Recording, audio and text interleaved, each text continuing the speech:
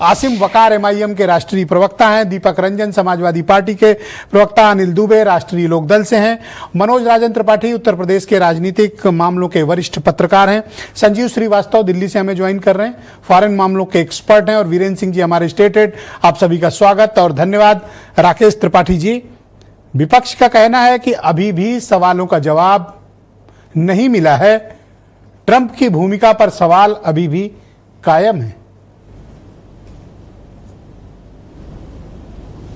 देखिए विजय जी, कोई भी व्यक्ति अगर सो रहा है ना, तो सोए हुए व्यक्ति को तो जगाया जा सकता है, लेकिन कोई व्यक्ति अगर जागते हुए सोने का नाटक कर रहा हो तो बम फोड़ दीजिए, तभी वो जगेगा नहीं, क्योंकि उसको नाटक करना है।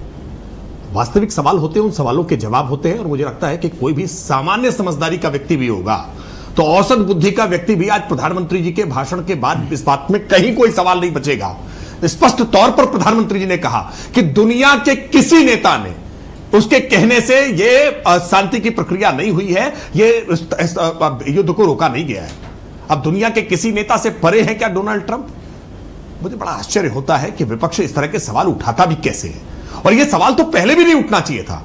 डीजीएमओ ने इस बात को लेकर के स्पष्ट कर दिया था, सेना की बार बार की प्रेस कॉन्फ्रेंस ने बार बार स्पष्ट कर दिया था कि इसमें किसी प्रकार के कोई राजनीतिक हस्तक्षेप नहीं। पाकिस्तान के डीजीएमओ से हमारे पास प्रस्ताव आया है, और पाकिस्तान के डीजीएमओ के प्रस्ताव के बाद भारत के डीजीएमओ ने इस बात की घोषणा करने का काम किया है।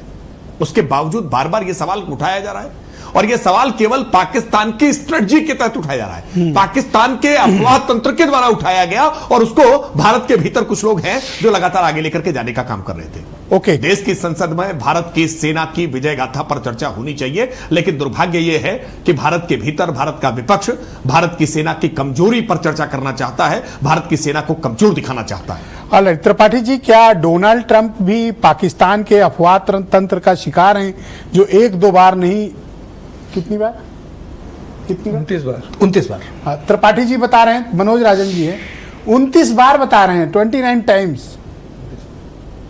क्या वो भी अफवाह के शिकार हैं?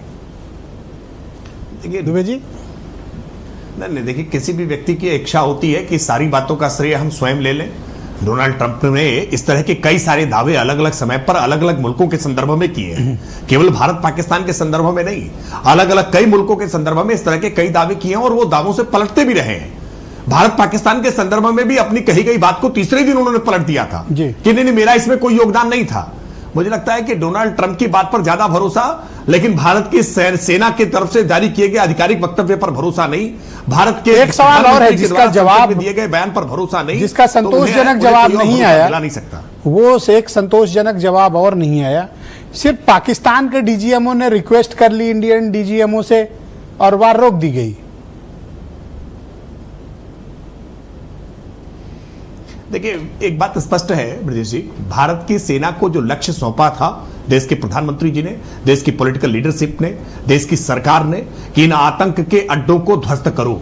ऑपरेशन सिंदूर यही था, और ऑपरेशन सिंदूर के पहले चरण में हमने उन आतंक के अड्डों को चिन्हित करके उनको पूरी तरह से ध्वस्त करने का काम किया। बहुत शुक्रिया, हमने अपना काम पूरा किया, हमने इसलिए स्टॉप किया।